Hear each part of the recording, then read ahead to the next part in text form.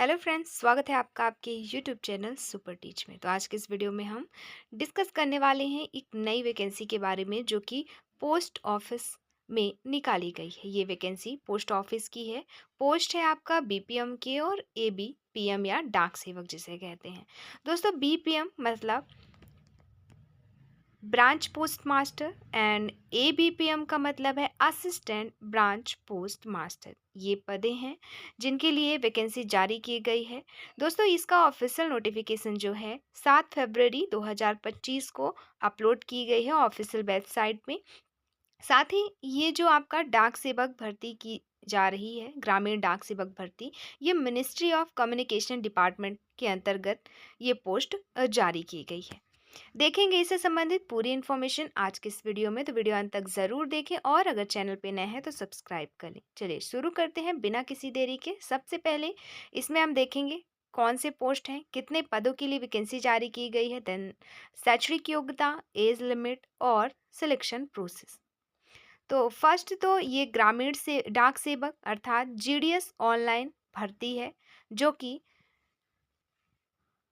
जिसके तहत बीपीएम अर्थात ब्रांच पोस्ट मास्टर और एबीपीएम अर्थात असिस्टेंट ब्रांच पोस्ट मास्टर या कहें कि डाक सेवक की भर्ती की जानी है। तो ये हो गए पोस्ट। नेक्स्ट है इम्पॉर्टेंट तिथि, मतलब आवेदन की प्रारंभिक तिथि और अंतिम तिथि।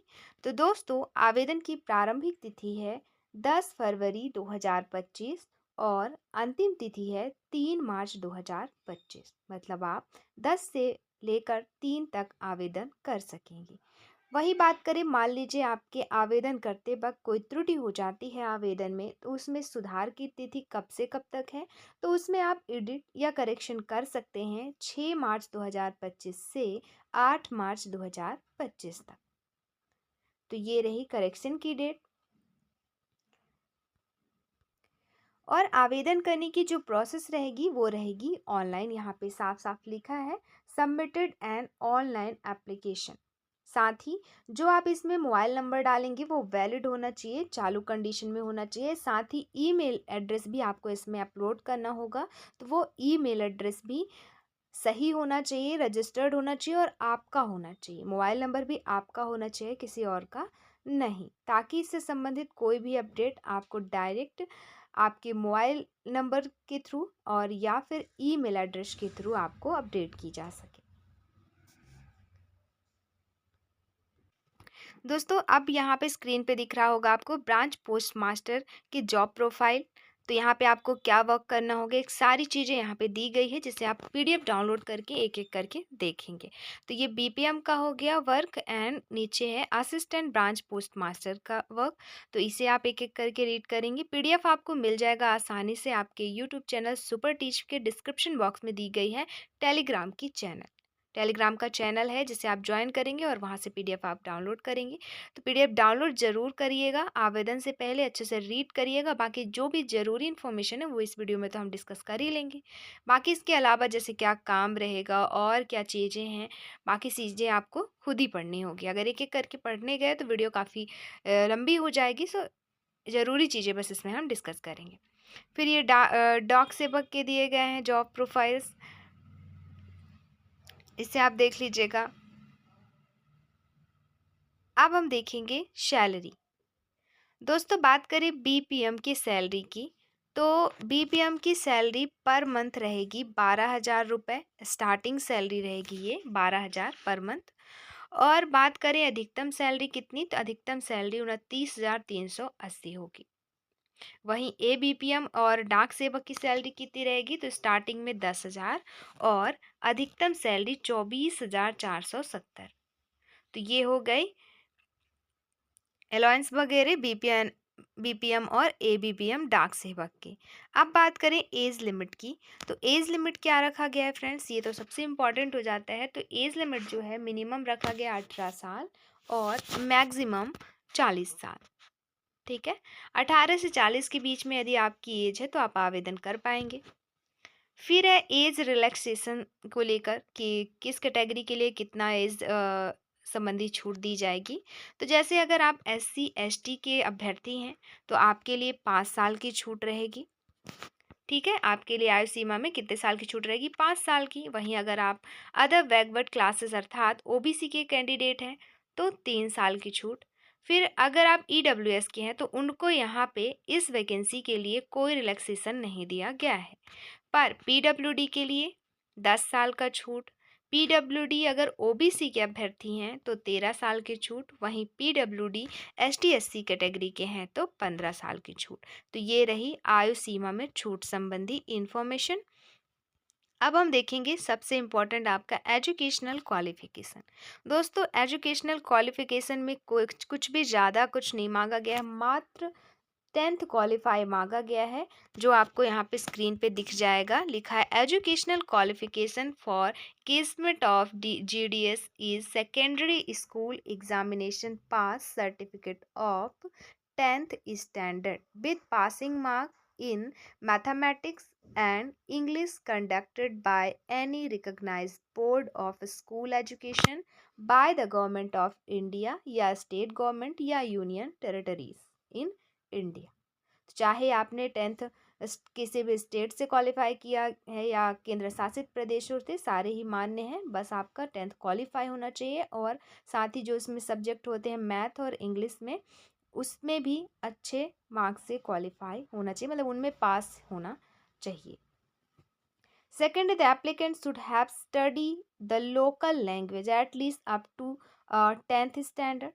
मतलब जिस जगह के लिए आप पोस्ट वाइज लोकल लैंग्वेज, जहाँ पे आपको मतलब पोस्टिंग लेना, मतलब आप जहाँ पे जॉब करेंगे आपको वहाँ का लोकल लैंग्वेज आना चाहिए।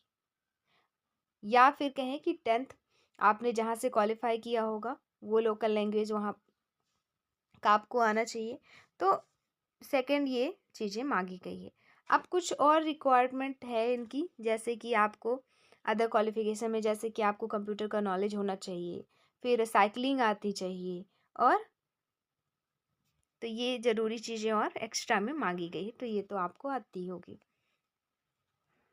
तो ये हो गया आपको इससे संबंधित, जैसे educational qualification, age relaxation, age limit, important date, पदों की संख्या। पदों की संख्या अभी हमने डिस्कस नहीं करी दोस्तों। पदों की संख्या है, तो पदों की संख्या है 21,413। काफ़ी सारे पोस्ट हैं और स्टेट वाइज पोस्ट भी अलग अलग हैं।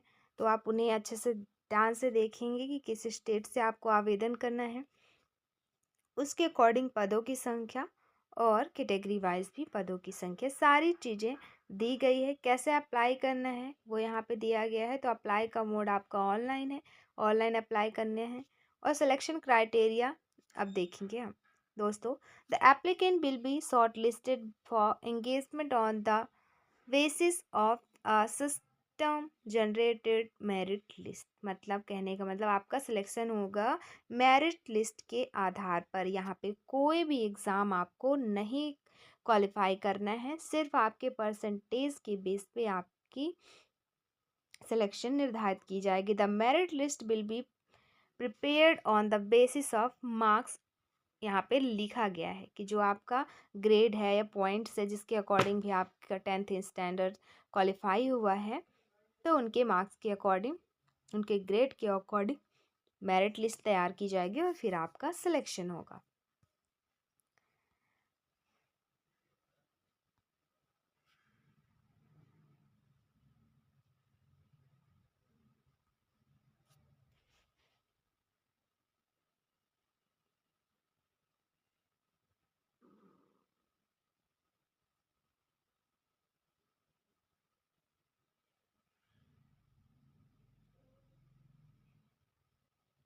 दोस्तों आपका यहाँ पे फिजिकल वेरिफिकेशन भी होगा, फिजिकल वेरिफिकेशन ऑफ डॉक्यूमेंट का। ठीक है, ये होगा। पहले देखिए आपका मेरिट के आधार पर आपका नाम आ जाएगा, फिर डॉक्यूमेंट वेरिफिकेशन होगा। तो वो प्रोसेस है। क्या क्या डॉक्यूमेंट आपको लगेंगे वो हम देखेंगे, और जितने भी डॉक्यूमेंट यहाँ पे हम डिस्कस करेंगे वो सारे डॉक्यूमेंट के 2 सेट आपको बनवाने होंगे वेरिफिकेशन के लिए। ठीक है, तो सबसे पहले तो आपका 10th का मार्कशीट, सेकेंड आइडेंटिटी प्रूफ, कहने का मतलब वोटर आईडी या फिर आधार कार्ड या आपका ये पासपोर्ट या फिर आपका पैन कार्ड या फिर ड्राइविंग लाइसेंस। तो आइडेंटिटी प्रूफ है, मार्कशीट, कास्ट सर्टिफिकेट अर्थात जाति प्रमाण पत्र, पीडब्ल्यूडी हैं तो उनका सर्टिफिकेट, ईडब्ल्यूएस के हैं तो उसका सर्टिफिकेट, ट्रांसजेंडर सर्टिफिकेट अगर हैं तो फिर डेट ऑफ बर्थ प्रूफ के लिए 10th ही मान्य हो जाता है, या फिर अगर आपका बना है डेट ऑफ बर्थ सर्टिफिकेट, फिर मेडिकल सर्टिफिकेट अगर कोई मेडिकल इशू है तो, है ना। तो ये डॉक्यूमेंट आपको रेडी कर रखना है वेरिफिकेशन के लिए, और दो दो सेट आपको बना के रखना है, साथ ही सेल्फ अटेस्टेड, कहने का मतलब सारे ओरिजिनल डॉक्यूमेंट की दो दो फोटो कॉपी निकलवानी है और सारे फोटो कॉपीज में आपके साइन होने चाहिए। इसे कहते हैं सेल्फ अटेस्टेड। इंपॉर्टेंट इंस्ट्रक्शंस यहाँ पे दिए गए हैं जिसे आपको अच्छे से रीड करनी है।